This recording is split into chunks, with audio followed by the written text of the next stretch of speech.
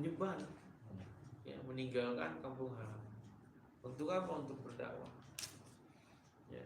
Seandainya itu tidak dilakukan, maksudnya begini, seandainya itu tidak penting mereka lakukan, ya mungkin mereka ada di Masjid Nabawi, ada di Masjid Haram, yang kalau sholat di situ pahalanya ribuan kali lipat. Tapi mereka memilih meninggalkan, membawa keluarga, atau meninggalkan keluarga. Contohnya Sa'ad bin Abi Waqqas itu meninggal dunia di Guangzhou. Di Guangzhou itu, Guangzhou nyebrang dikit Hong Kong gitu. Saya menyebarkan Islam sampai ke situ. Ya, dan saya termasuk orang yang meyakini, yang mempercayai, ya, sahabat Rasulullah itu ada yang sudah sampai ke Nusantara, di Tanah Baru situ. Ya, sekalipun sebagian ada yang mempertanyakan. Jadi Islam datang di Nusantara itu sudah di masa Umar bin Khattab, di mana salah seorang sahabat Rasul, beberapa lah ya, datang ke mana, ke Sumatera Utara, di Tanah Baru situ, terinspirasi mencari barus, ya, kapur barus.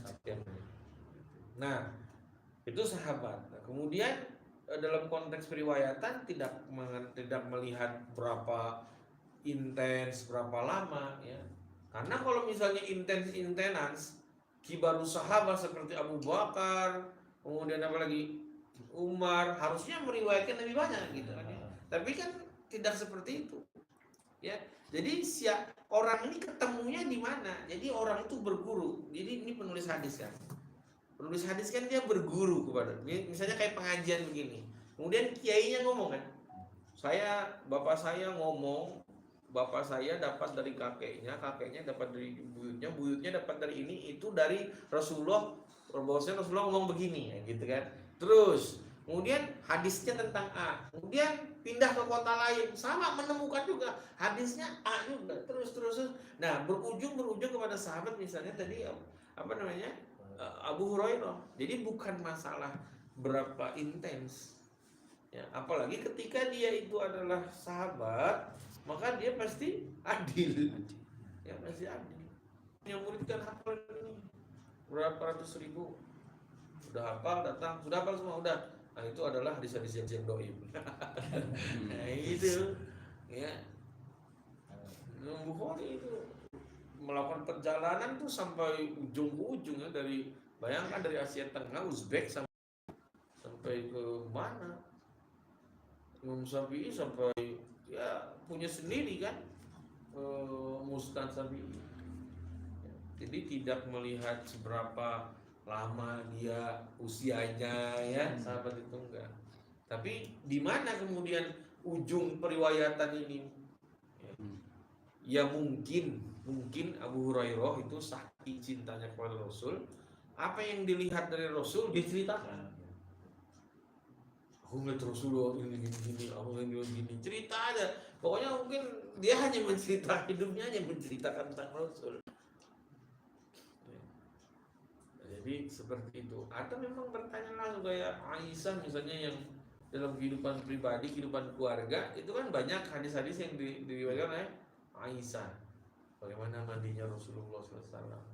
Yang mana yang bisa menjawab? Kecuali yang hidup bersama Rasul di ruang private. Bagaimana mandinya? Bagaimana Rasul tidur? Siapa yang tahu? Ya, bagaimana Rasulullah terhadap istrinya? Bagaimana ya, di ruang private. Orang bertanya, oh Rasulullah itu begini, kemudian diriwayatkan. Terus kayak gini, kayak kalau torikohnya banyak ininya, itu kayak menjadi buah bibir gitu kan ya. Innamal a'malu binniyat, itu jadi buah bibir. Orang dulu di masa dulu, ya kan, pokoknya segala sesuatunya nisbatnya kepada Rasulullah SAW. Ya. Ada apa-apa tinggal nanya ke Rasul, kan. Ya, makanya fikih itu muncul ketika Rasulullah SAW sudah tidak ada. Baru muncul disiplin ilmu.